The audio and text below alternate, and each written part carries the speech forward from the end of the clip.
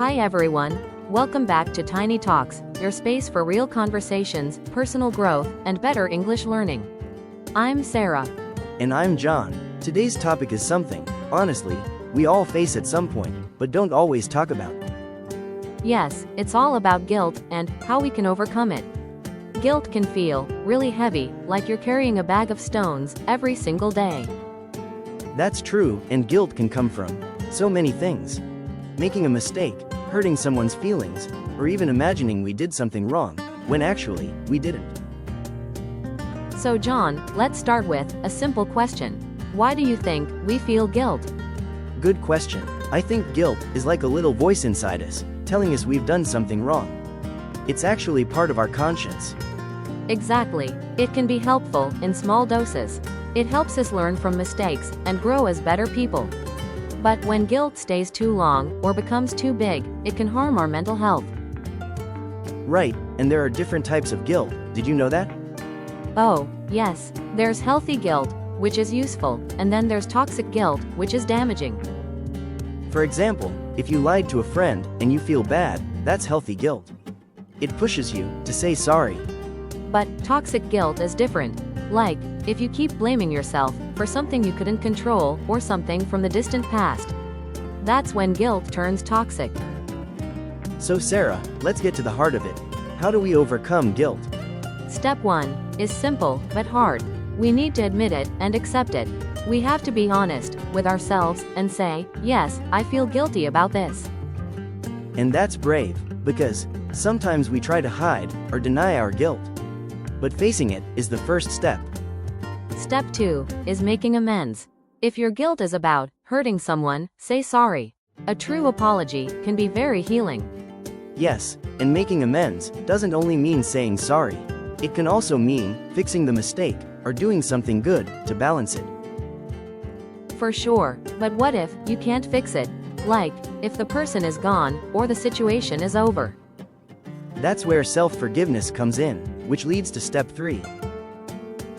Forgiving yourself is sometimes harder than forgiving others, but it's so important. One thing that helps is to remind yourself that everyone makes mistakes. Nobody is perfect. Yes, and I love this line. You did the best you could with what you knew at that time.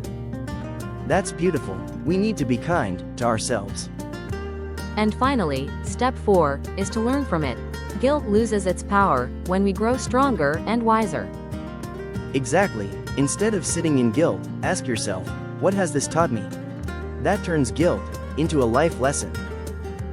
You know, John, I once felt guilty for years about ending a friendship. I thought it was my fault, and it kept me up at night. Wow, what happened? Later, I realized it wasn't just me. It was both of us, growing apart. I wrote a letter, forgiving myself, and it really helped. That's powerful. For me, I felt guilty for failing an exam once. But later I learned that failure pushed me to work harder and succeed. So to everyone listening, guilt doesn't have to control you. It's a signal, not a sentence.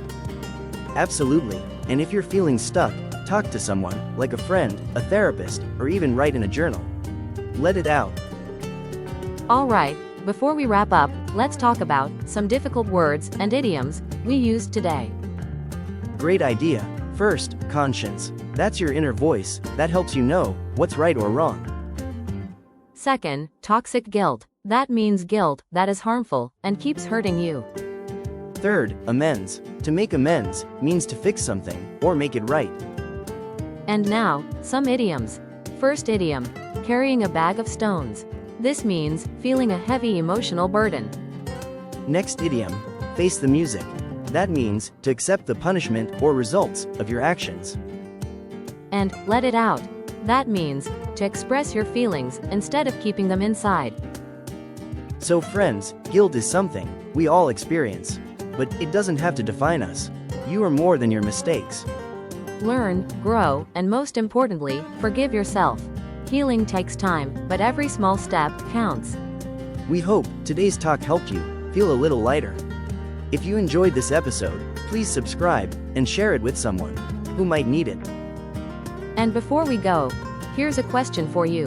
What's one thing you can forgive yourself for today? See you next time on Tiny Talks. Stay kind to yourself.